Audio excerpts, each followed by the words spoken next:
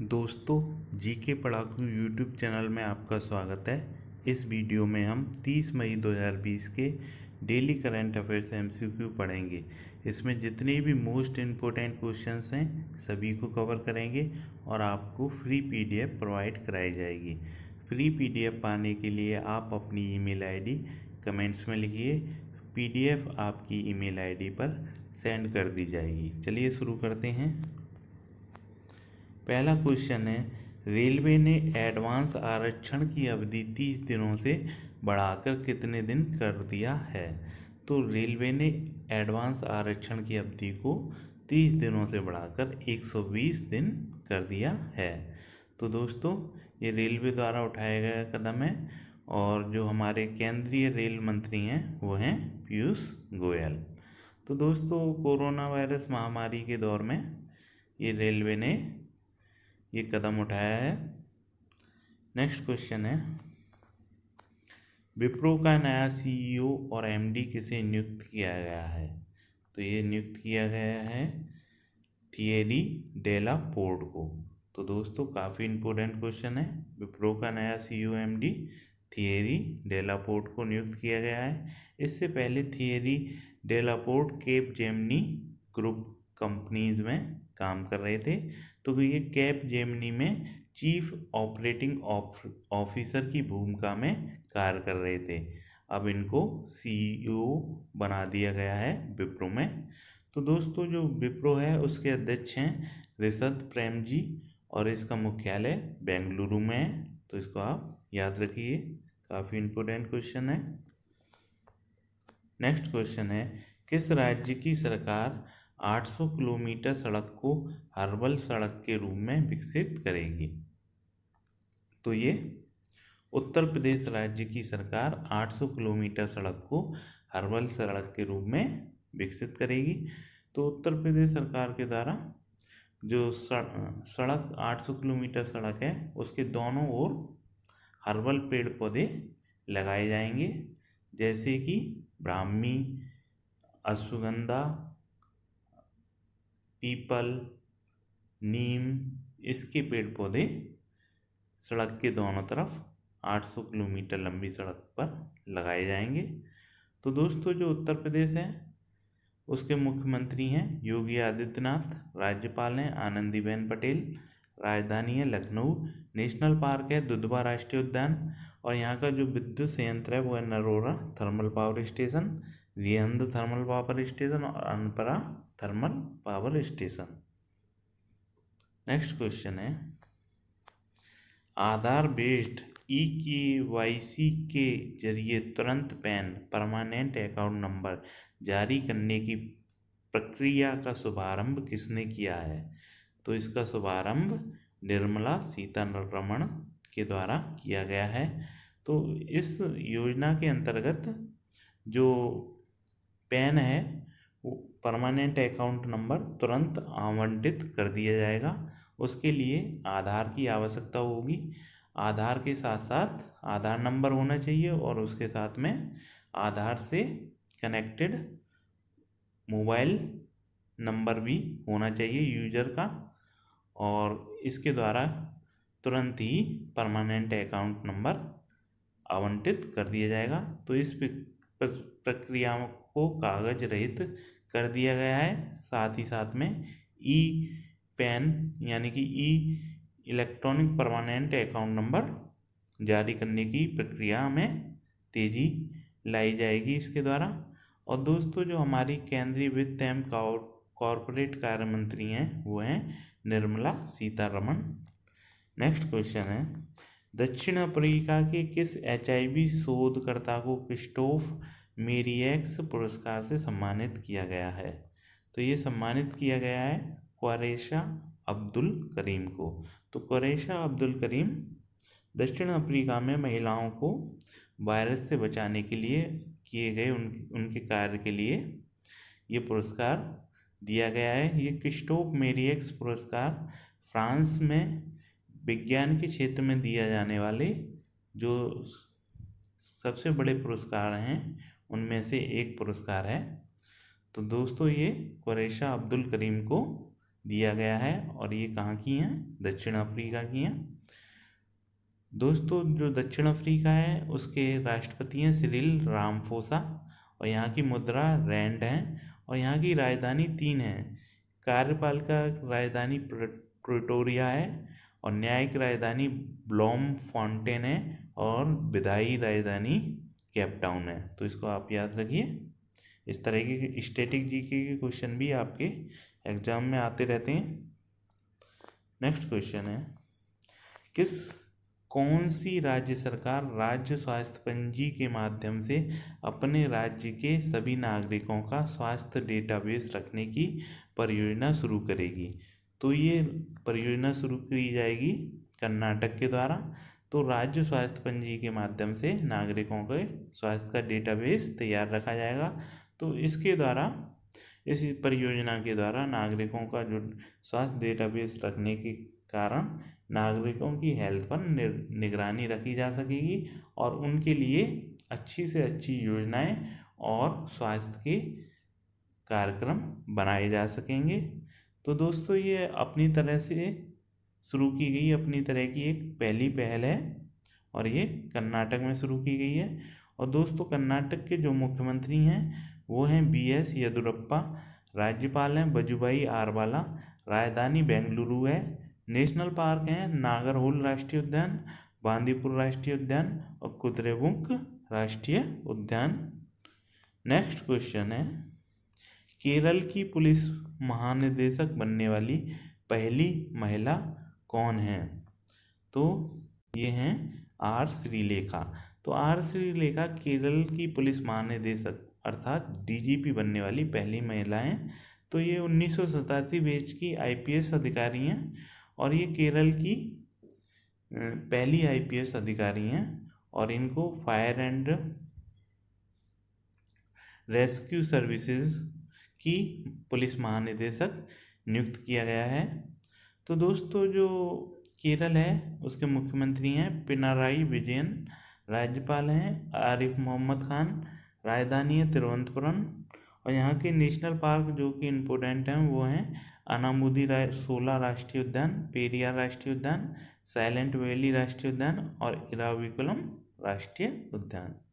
तो इनको भी आप याद रखिए।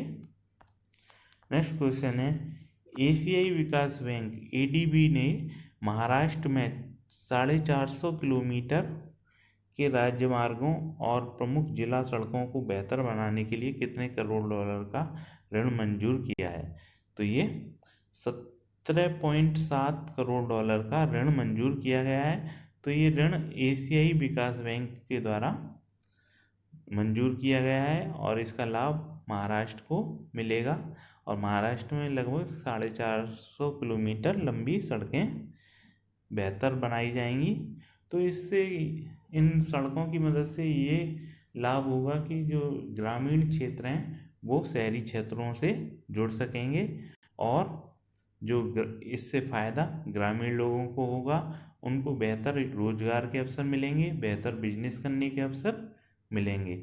और दोस्तों ADB जो कि एशियाई विकास बैंक है उसके अध्यक्ष हैं मात्सुग अस्कावा और इसका मुख्यालय मनीला फिलीपींस में है। नेक्स्ट क्वेश्चन है, सरकारी कंपनी HIL लिमिटेड टिड्डियों को नियंत्रित करने के लिए किस देश को 25 टन कीटनाशकों की आपूर्ति करेगी? तो HIL लिमिटेड टिड्डियों को नियंत्रित करने के लिए ईरान को 25 टन कीटनाशकों की आपूर्ति करेगी और इस कीटनाशक का जो नाम है वो है मेलाथियान टेक्निकल। तो मेलाथियान टेक्निकल को लेकर ईरान की सरकार और भारत सरकार के बीच में समझौता हुआ था। केवल ईरान ही नहीं बल्कि और भी जगह अपनी जो केमिकल है उनको सप्लाई कर रही है, जैसे कि लैटिन अमेरिकी देश पेरू को भी केमिकल की सप्लाई की जा रही है। इसके अलावा गुजरात और राजस्थान को भी टिड्डियों को नियंत्रित करने के लिए ये मेलाथियान टेक्निकल कीटनाशक प्रोवाइड कराएगी ये कंपनी HIL। और दोस्तों जो ईरान है ईरान के राष्ट्रपति हैं हसन रूहानी और राजधानी है तेहरान। और यहाँ की मुद्रा जो कि अभी रिसेंटली ईरान ने अपनी नई मुद्रा निकाली है उसका नाम है तोमान। इससे पहले थी रियाल। तो जो तोमान है, एक तोमान की वैल्यू 10,000 रियाल के बराबर है। तो इम्पोर्टेंट क्वेश्चन है, ये क्वेश्चन आ सकता है कि ईरान की नई मुद्रा कौन सी है, तो इसका आंसर आप तोमान लिखेंगे। नेक्स्ट क्वेश्चन है, छत्तीसगढ़ के पहले मुख्यमंत्री का हाल ही में निधन हो गया है, उनका क्या नाम है, तो उनका नाम है अजीत जोगी। काफ़ी इम्पोर्टेंट क्वेश्चन है, आपके आने वाले एग्जाम में ये आ सकता है। काफ़ी फेमस राजनेता थे अजीत जोगी। तो ये जो छत्तीसगढ़ है उसके पहले मुख्यमंत्री थे और छत्तीसगढ़ नवंबर 2000 में बना था और तभी इनको मुख्यमंत्री बनाया गया था। तो इन्होंने नवंबर 2000 से लेकर नवंबर 2003 तक छत्तीसगढ़ के ये मुख्यमंत्री बने रहे थे। तो इस क्वेश्चन को आप याद रखिए, काफ़ी इम्पोर्टेंट क्वेश्चन है। और दोस्तों जो छत्तीसगढ़ है उसके वर्तमान मुख्यमंत्री हैं भूपेश बघेल और राज्यपाल हैं अनुसुईया उइके और राजधानी है रायपुर। नेशनल पार्क है गुरु घासीदास राष्ट्रीय उद्यान, इंद्रावती राष्ट्रीय उद्यान, कंगार वैली राष्ट्रीय उद्यान। तो इन दोनों को भी आप याद रखिए। नेक्स्ट क्वेश्चन है, संयुक्त राष्ट्र अंतर्राष्ट्रीय शांति दिवस कब मनाया जाता है, तो ये मनाया जाता है 29 मई को। तो संयुक्त राष्ट्र अंतर्राष्ट्रीय सैनिक दिवस जो संयुक्त राष्ट्र के द्वारा विभिन्न देशों में जो सैनिक तैनात है, पुलिस तैनात है, नागरिक हैं, तो उनकी भूमिका को रेखांकित करने के लिए, उनकी भूमिका के महत्व को रेखांकित करने के लिए ये दिन मनाया जाता है और ये हर वर्ष 29 मई को मनाया जाता है। और साल 2020 की जो थीम है वो है women in peace keeping a की टू पीस। तो आप थीम को भी याद रखिए क्योंकि आजकल थीम भी पूछ ली जाती है।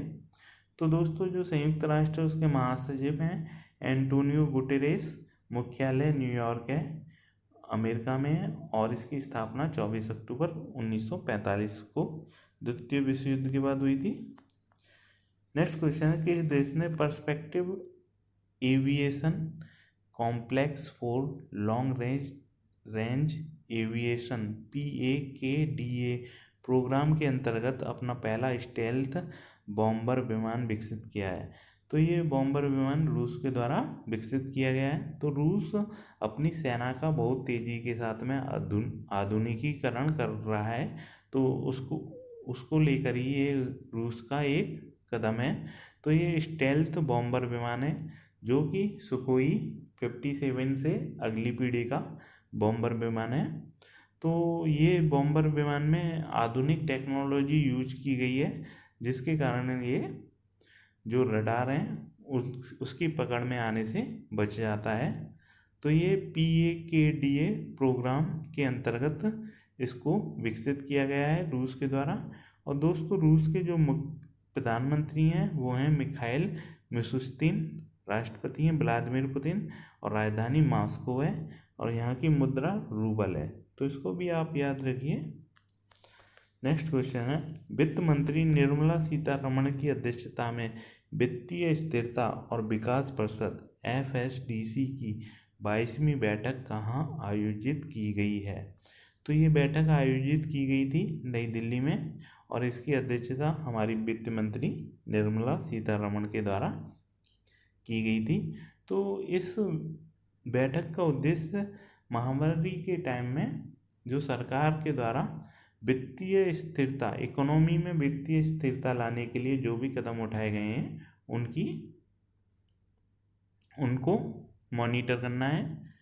तो ये जो बैठक है नई दिल्ली में आयोजित की गई थी और जो हमारी केंद्रीय वित्त एवं कॉर्पोरेट कार्य मंत्री हैं वो हैं निर्मला सीतारमण।